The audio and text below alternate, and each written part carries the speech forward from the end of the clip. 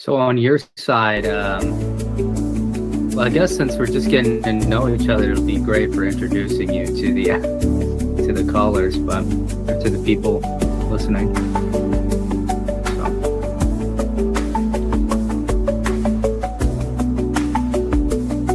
right.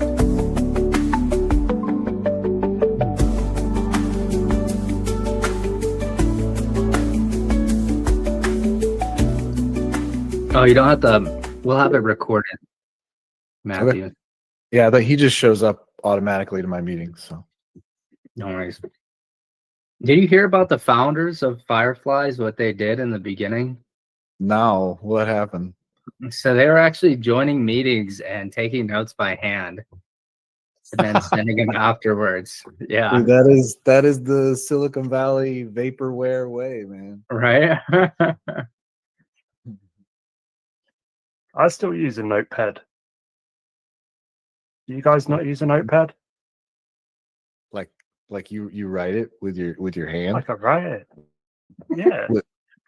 I'm old school. I can't even read my own handwriting, man. Like I can't write. I can type 100 words per minute, but I can't write for shit, man. They say if your handwriting is disgusting, then you are a genius. I'll take it. So It's actually kind of true. We'll AI that later. Is there a way for our accounts to join this AMA and also be in this call without the audio messing up, Alexi? Oh, here we go. We're live. All right. Well, let's let people. People are kind of streaming in right now. So, is there a way that we can do that though? Seriously, join from Crane, join from our personals. Ooh.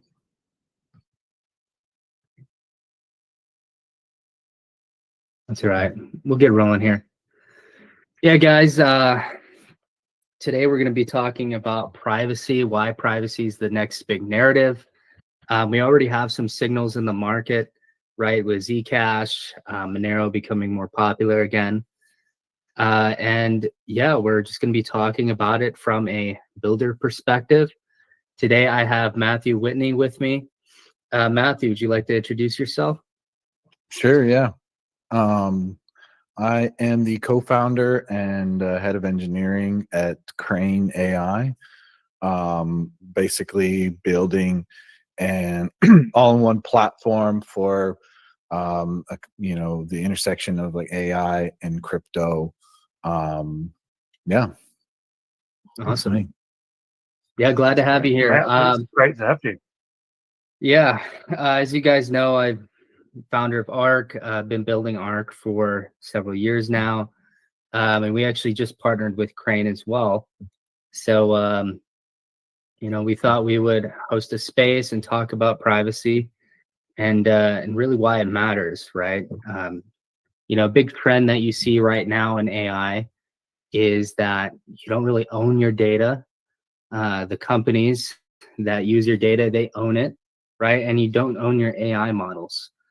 And it's a huge problem if you think about it, because almost all the productivity on the internet in the next 10 years will be driven by AI. So it's important for the individual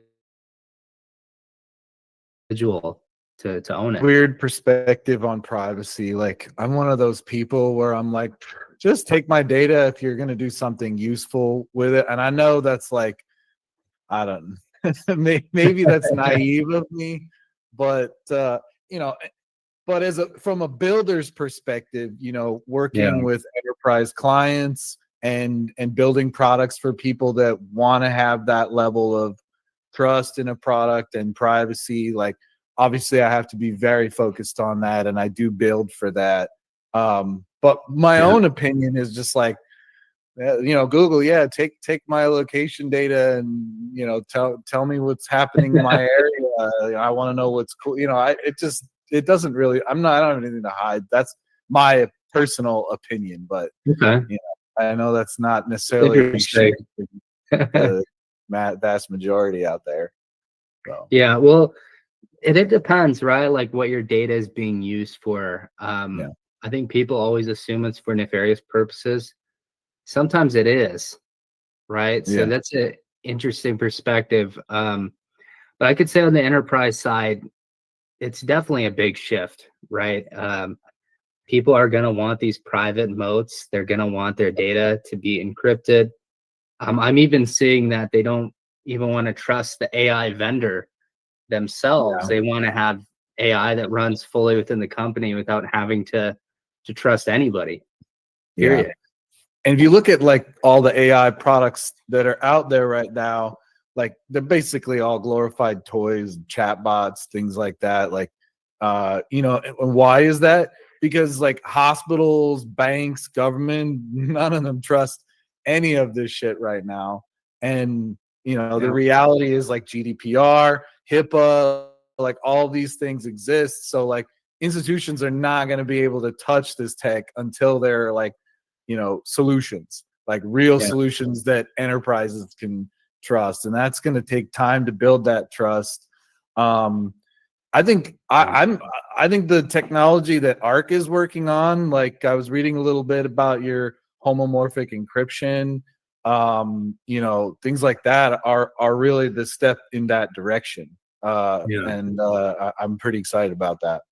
Appreciate that. Well, and same with you as well, right? I always think it's important to have these conversations in the open from the builder's perspective, right? Like on one hand, you have speculators and they're like, oh, Zcash is the next big thing because this guy was paid to talk about it or whatever. But, we're actually out here building this technology that, governments need, enterprises will need. And that's why, kind of the topic today is why privacy is the next big narrative, because it is. We've had the first adoption cycle of AI. Everyone knows they need to use it now. If you don't use it, you're going to get left behind. Yeah. But then companies, they need to rapidly get that privacy to be able to adopt. Definitely. Yeah. It is a big issue where especially when you look at something that's used on a daily basis with ChatGPT. We've known for a long time now that they are taking your data. They can use what you have written there as evidence in court even. And even if you delete the chat, even if you say erase this conversation, I don't want it. If you ask it a question saying what happened to my data on this, it can't deny that never gets wiped. Yeah. So it is actually there. So you're bringing something that's revolutionary in the AI business, in the AI Absolutely. ecosystem. I mean, last week, I just saw it on X. I'll pull it up here. But I mean, OpenAI, they got subpoenaed for, I think it's 20 million user logs by a federal judge. So, yeah, forces OpenAI produced 20 million chat logs, copyright lawsuit. And this is the big thing, right? Companies have adopted AI so fast that now they're realizing that backpedaling. They're like, shit, like we can't be violating these regulations and these NDAs because of stuff like this. Well, it shouldn't be a big surprise that like, product like ChatGPT that has a really good premium offering, they're harvesting your data. This is Facebook basically started that model. So if you're going to use the biggest tech giant apps, they're taking your data. Like it's so cheap and easy to use. Like that's what's happening. You're the product. You're the product. So if people haven't figured that out yet, then I don't know what to tell you. Yeah, well, I mean, that's part of. Sorry, TJ. Is it true he's never taken a penny? He doesn't get paid for OpenAI. Sam Altman? I don't know about that. I mean, the $20 million McLaren, it says differently. I think he gets paid with stock options. Yeah, I mean, you got people like Elon Musk that he's got his his equity, ownership of stock in his companies, and then he just takes that and goes and takes out loans against that at really low interest rate. All that kind of is all sorts of creative ways to get yourself paid way too much money. Yeah, well, that's once you hit a certain level of wealth, just borrow, right? You borrow, and then your stock is always growing faster than the interest rate on what you're borrowing, right? So you don't have to ever pay taxes because you're borrowing either. So yeah, but I mean, all these IPOs coming out with these AI companies, I think they're predicting the bubble's going to burst, so they want to front run it before it happens. But besides that, so Matthew, I wanted to talk to you a little bit about Crane, and I want to learn a little bit more, especially with the audience here. So, we joined the Crane Genesis program. Tell me what you're doing there, and how that builds into this narrative of why privacy is the next big thing. Yeah. So thanks. Yeah. So with Crane, our Genesis partner program, and we've had a lot of people sign up for that. And now we're really excited about ARC partnering with us. But it's sort of this initial kind of cohort of high quality partners that we're integrating into the Crane ecosystem. We're beta testing our first product right now, which is we're calling an AI app portal, but it's basically a marketplace where you can find different AI applications and reviews on those. So it's all about visibility and creating trust in these different applications, these different AI products. Okay.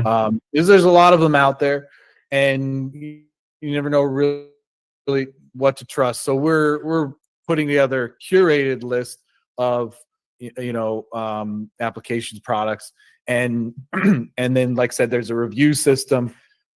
We've got 100,000 followers right now, and we'll be launching to them publicly, and we'll be using our airdrop to drive engagement on the platform. So we'll be incentivizing people to use these products, review them, things like that. So that's kind of the first step in our journey, in our roadmap, is creating this portal to create visibility and trust.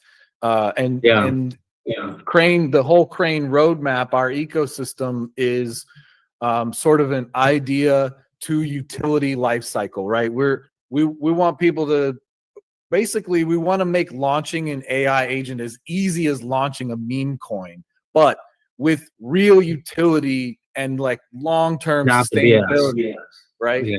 So if you have an idea for an application, that has some utility, you can build that on our platform. You can launch it on our infrastructure. You don't even necessarily have to write code. So there can be more simple ways to create an agent, or you can, if you're a coder or a vibe coder, you can launch that as well. But, and then we're creating a token launchpad system where you'll be able to monetize your application once it's built and deployed.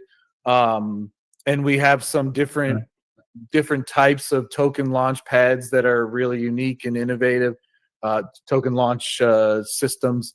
And then, like I said, the AI app portal is where you can like grow and get visibility, and earn trust as a producer, as a creator, a builder. And then we're also creating a decentralized exchange to create that sustainability. And we have some really unique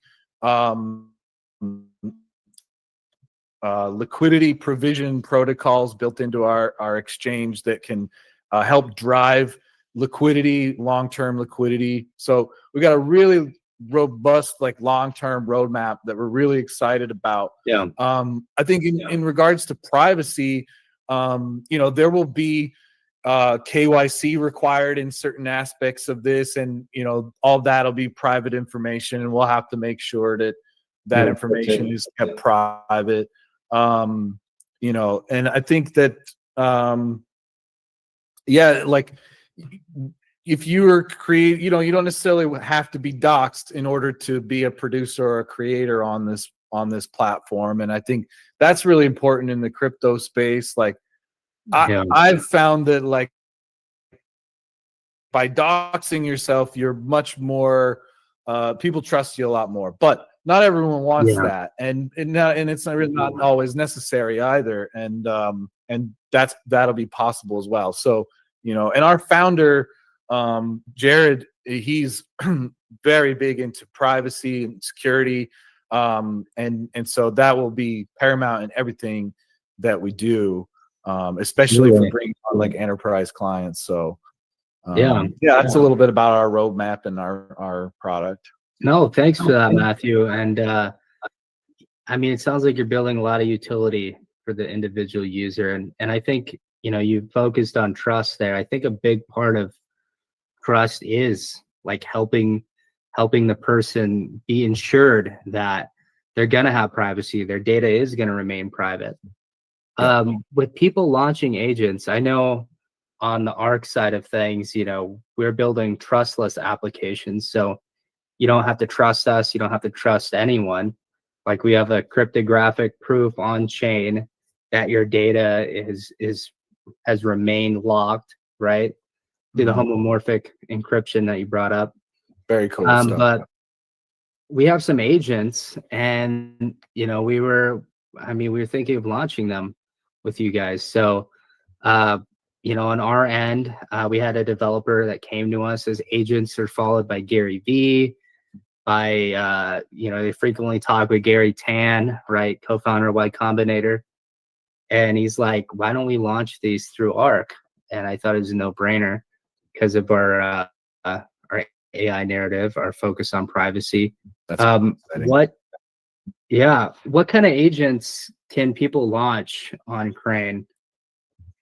That's a great question. I mean, really, the sky's the limit. Like we're focusing on creating the infrastructure to allow you to launch it, and providing an SDK that's simple to do that, and then the functions to monetize it, to be able to say that, okay, if someone's using your application, they have to pay in whether it's your native token or the Crane token.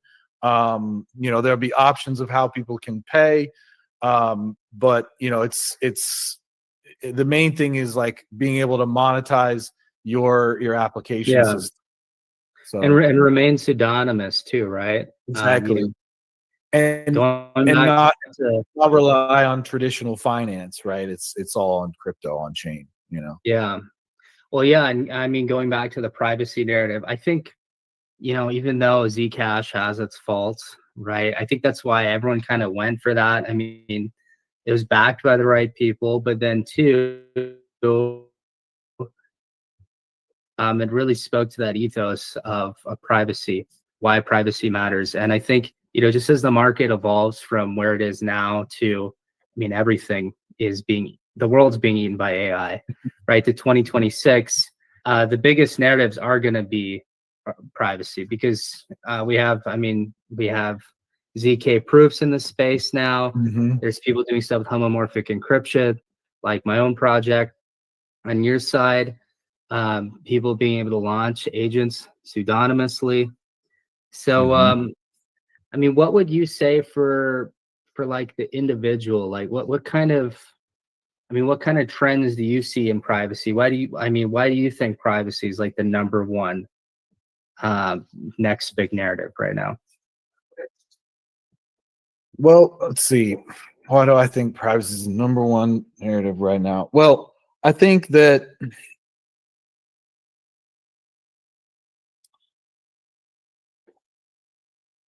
I think data is king, right? Like data, having data, having a lot of data, accumulating data, like is king, and it creates power, and that's why a lot of these companies will create a free application that's really exciting, and then take your data and use it for their own purposes. So, and and as you can see, like with these LLMs, like they're literally born on massive amounts of data. I mean, the companies that have created the LLMs that are the most useful are the ones that have amassed the most amount of data and trained on that data. So, a lot of big enterprises are worried about their IP, right?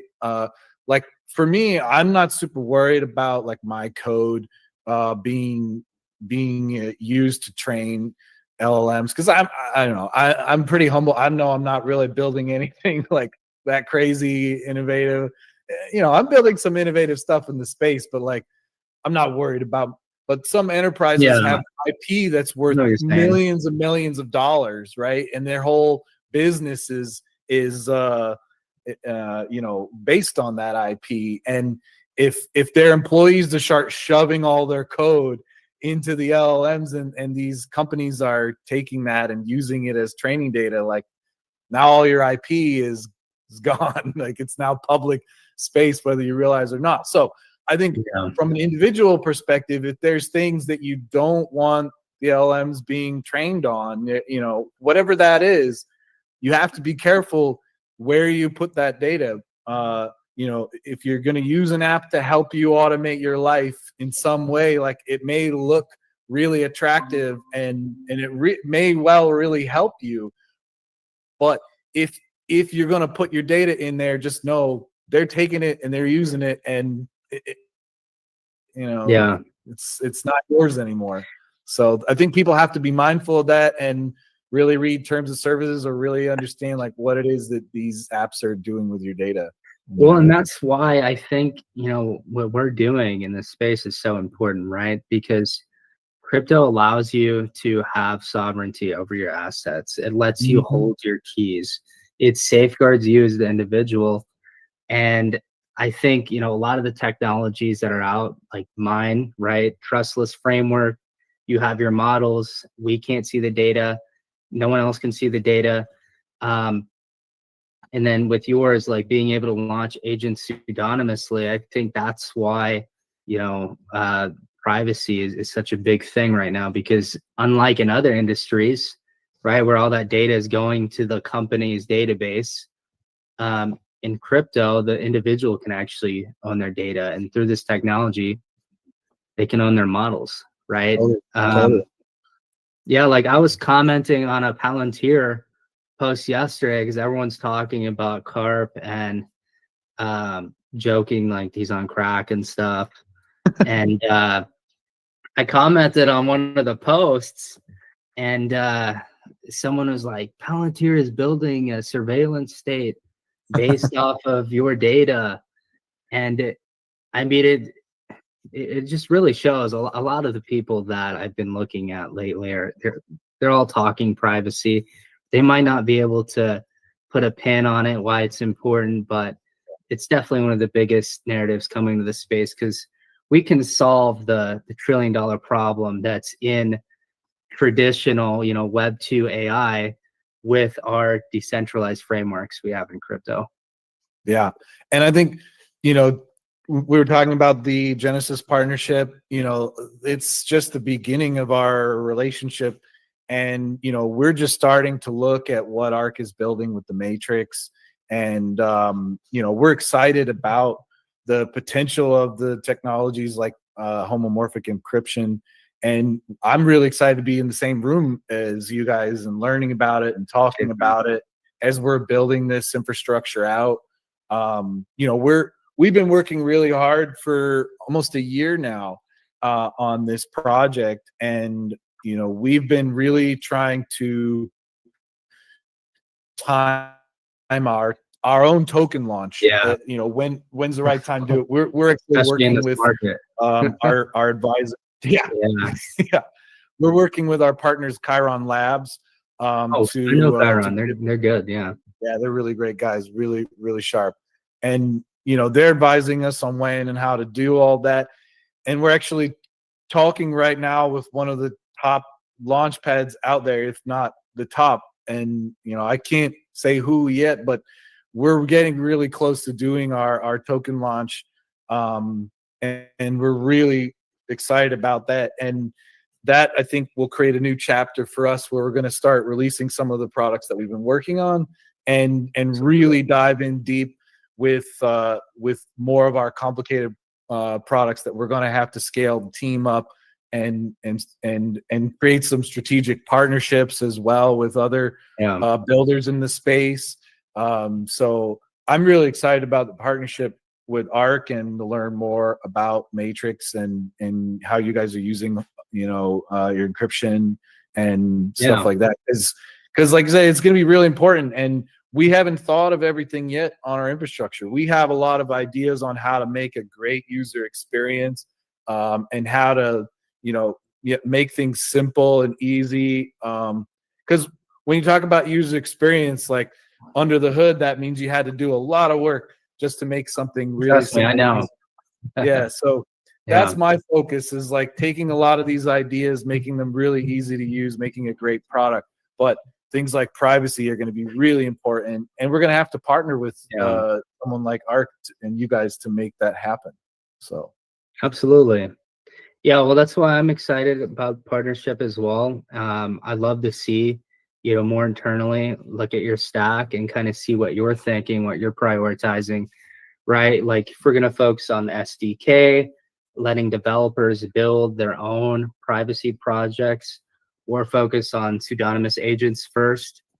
But, with the macroeconomic factors, like the Fed, we're getting a new Fed chair, who, we know Trump says a lot of things. Sometimes they don't come true, but we're getting a new Fed chair. It's lowering interest rates quite a bit. yeah, all these factors coming into play. I think next year's market will actually, I think it'd be the first time we get a 5-year cycle. Not financial advice, but I know, right? Like there's other projects, and like TJ, when should we launch? When should we launch? And this is way back in like September. They're thinking October was a good time, and like thank God they didn't launch that right before that tweet came out that nuked everybody. We were right there in October also, like, should we launch right now? Yeah. This whole year has felt like a dragging out of the cycle. Like it just created a longer period of like, when are we going to have our alt season? When is that going to happen? And I think there's a lot bigger players in the market there, and what's really, really interesting is, the regulations that just change. And I don't know a ton about it, but I know that like a lot of regulations have changed, allowing the big banks in the United States to get in and be players in the space as well. In January 2026, you're going to have all the big banks allowing crypto, integrations in their own products, in their own banking. So this is stuff that all of our maxis have been talking about for a long time, and forever now. Whether you're excited about it or you're not, it's happening, and crypto is being adopted on a global institutional scale. So, and that's another reason why privacy is so important too, because these giant companies moving to this space, they're not going to want everyone to see their moves. Right? They're going to be working on ZK frameworks. They're going to be working on trustless frameworks. Like with ARK, they're going to be launching pseudonymous agents like with Crane, right? I think, that's one of the biggest things that's not talked about right now, is just how much institutional volume is coming, right? I think it was Diamond at JP Morgan. Maybe it was him, but he said like all assets, like all stocks are going to be on chain in the next 2 years, or maybe it was even asset, but it's going to be huge.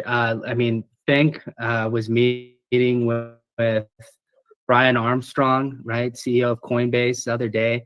Larry Fink, literally the CEO of BlackRock, the most powerful company in the world. They own like 7% of the entire market. was meeting with him. So, with all this institutional inflow into the space, they're not just gonna, we're not all just gonna go in a kumbaya blockchain infrastructure where everyone sees BlackRock's transactions and moves broadcasted for the world to see, right? Most of the volume will be on privatized chains. It's going to be on custom nodes, custom networks, subnets. It's going to have privacy behind it, and I think it's a major narrative right now. Definitely, yeah. And if you had have said any of this over the last 10 years,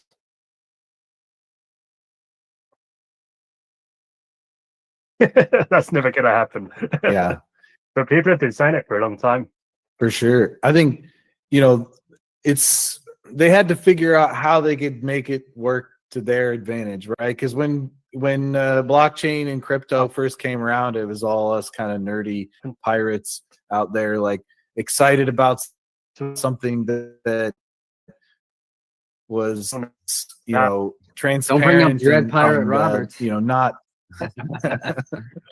But the transparency and the decentralized aspect of it, right? Because the bank is just using their own systems, their own database, their own code. Like everything is theirs, and they control all of that, and it's not transparent. Crazy. But on chain, everything's transparent. But like you said, these big traditional institutions are just figuring out now, like you said, how they can use blockchain, but in private networks and things like that to obscure their actions as much as possible, because that's what they want. So I don't know. It's a weird time. It's a healthy balance, right? They want to eliminate all of their ledgers and all of the Web2 stuff they have to do and the fees, make things much faster, borderless, right? Running like 0.1%. But then they have to balance that with everyone's going to see our transactions now. So, that's why privacy is the biggest narrative. Is you have the major companies with AI. If the individual is going to be empowered by AI, it needs to be private. But then you have these institutions moving to crypto. And if they're going to move to crypto fully, you're going to have privacy as well. Mm-hmm. Definitely. Yeah. Where do you see where do you see the space in Q1? Q1. Well, what Bitcoin price? Bitcoin price? I'm not throwing out any predictions. We've got to ask every guest their prediction for January. Bitcoin to 200. NFA.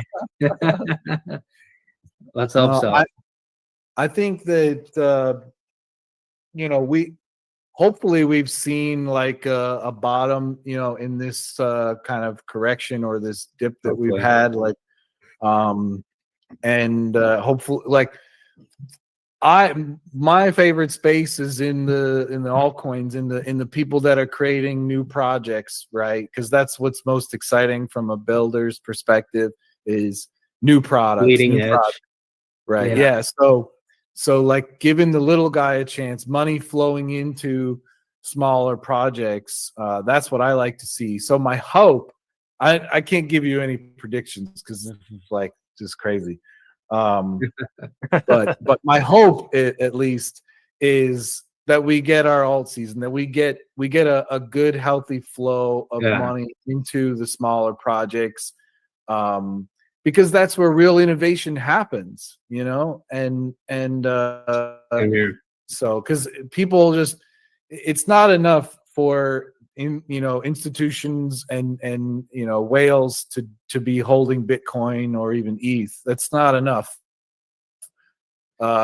It's great. It's exciting that Bitcoin is now this massive market cap asset that uses this really brand new technology, but it's not enough. Like I said, that these that the people hold it. Money needs to flow into the smaller projects.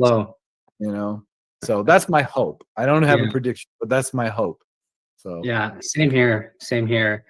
I mean, you've seen it at the end of the other 4-year cycles, right? Like that Mhm. blow off top, that old season.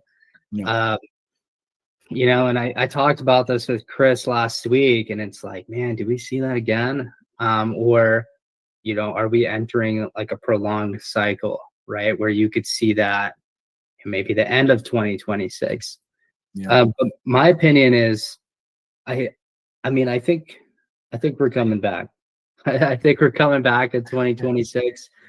There's just so many regulatory things coinciding, right? A much better Fed chair, much better regulations. We had the Clarity Act passing the House. It's going to the Senate. We know it's going to pass the Senate, right? 20 trillion coming into the U.S. economy, according to Trump.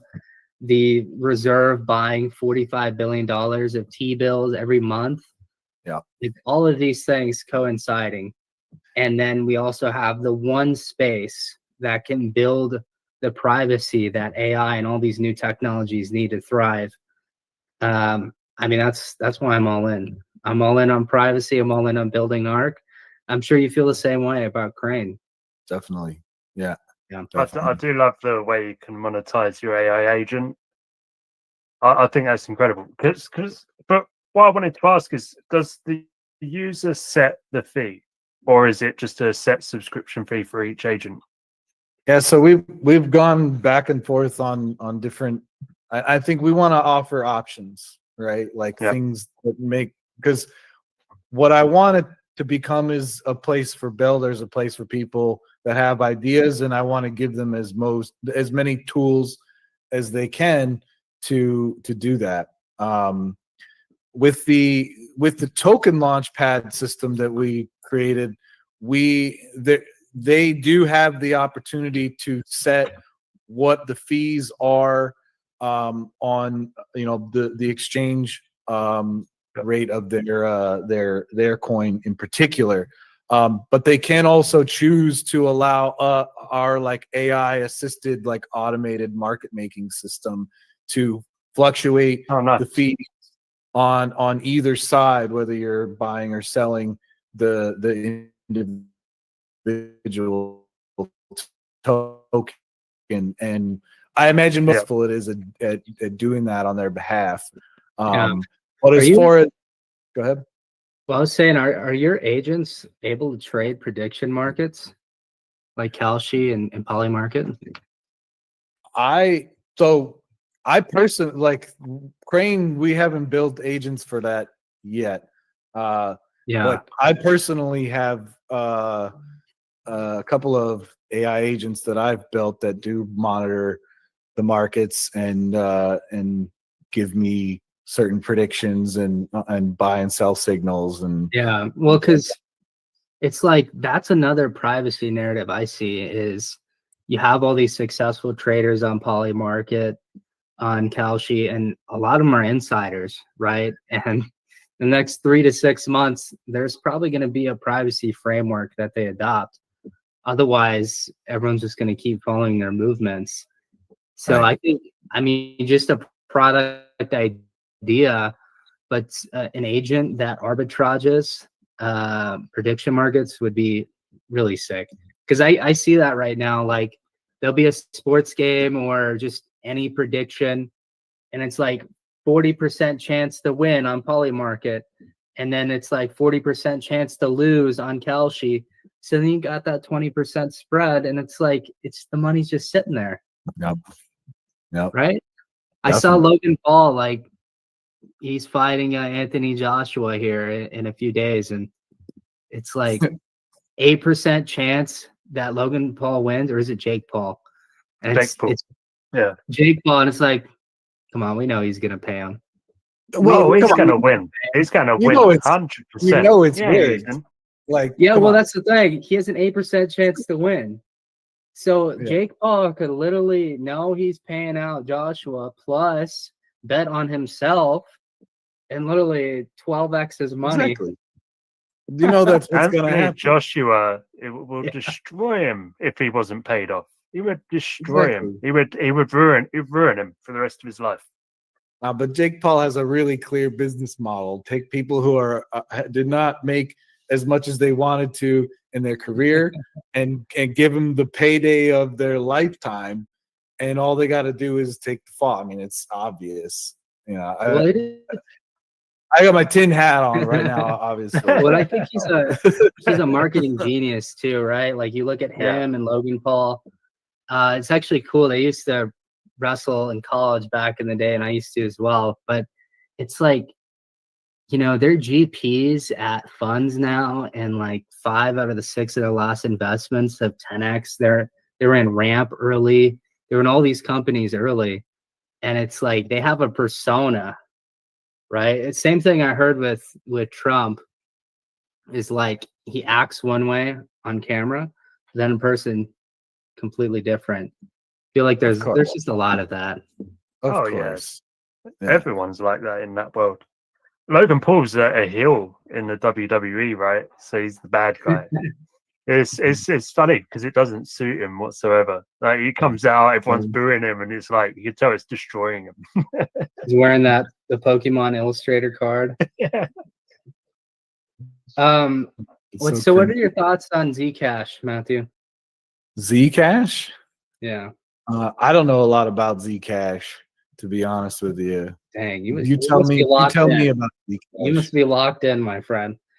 Everyone's been tweeting about I hide in my cave and build. I've got so much right, you don't even know. That means you're a good dev right there. You're not looking at shit coins. You know you've got a good dev when they've got a beard and long hair.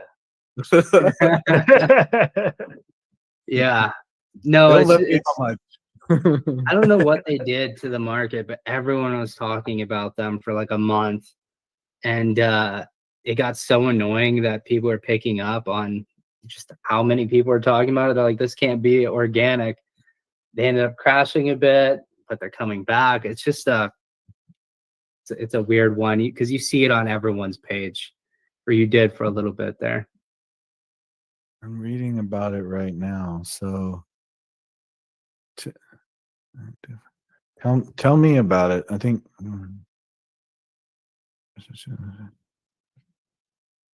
interesting. Gold standard for Fatent. Yeah, this is pretty cool.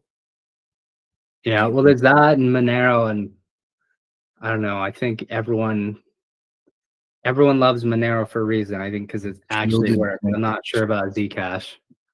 See, to me, though, stuff like this kind of goes against the way the like ethos of like blockchain, and you know, I don't know, like because you can't see anything. Yeah, it's supposed to be transparent. I don't know, but I get, like you were saying earlier, there's a need for, like, you know, not for certain situations, you know, not having that be a transparent public log as it was intended to be, and you can still use that blockchain technology to create those kinds of systems, you know. So I guess that makes sense. I think what people want, and it's what we don't have right now, is they want transparency for the institutions and the big companies, and they want privacy for the individuals, right? And that's one of the promises that crypto offers. But in Web 2, it's like it's the other way around. Like, good luck if you're not sitting around with $1 million, because if the government wants to target you, they can. I saw Whistling Diesel. I don't know if you watch Whistling Diesel, Matthew, but a guy on YouTube, he does durability tests.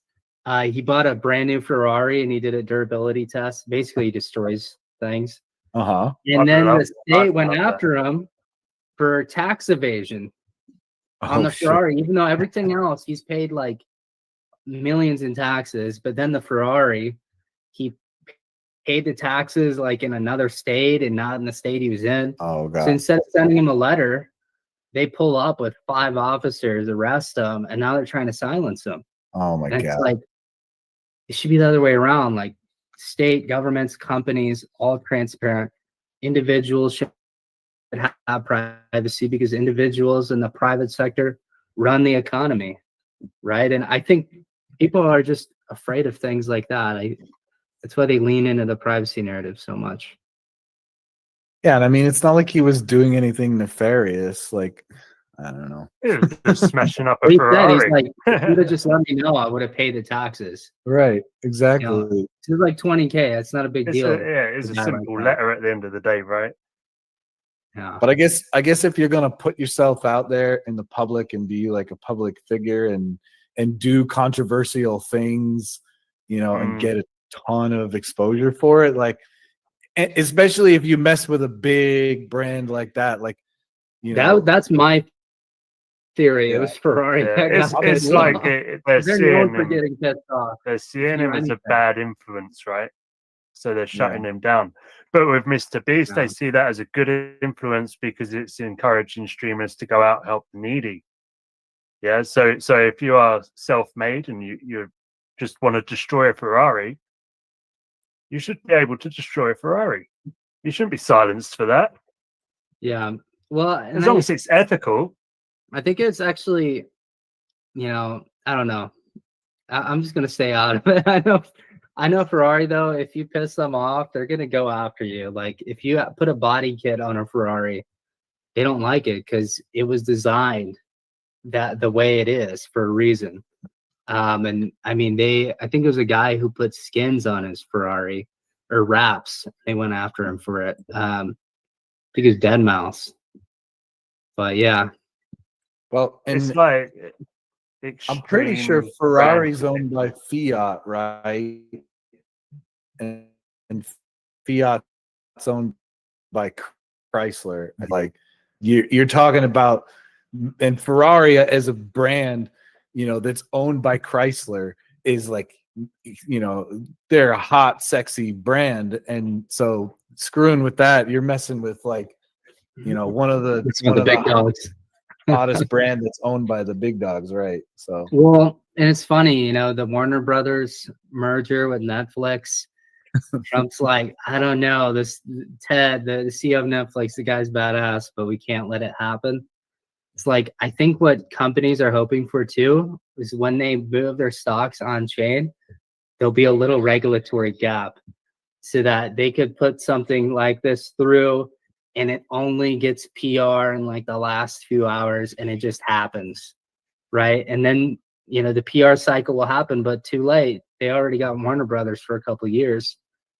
Because, yeah, I don't know. I mean, I think if Netflix is able to buy them, then good for Netflix. Right. Yeah. Like, do you know the price? What it's like 89 been a quote? billion. Well, And it's crazy. I mean, you could buy the rights to all of the, like all that culture, all that for that little.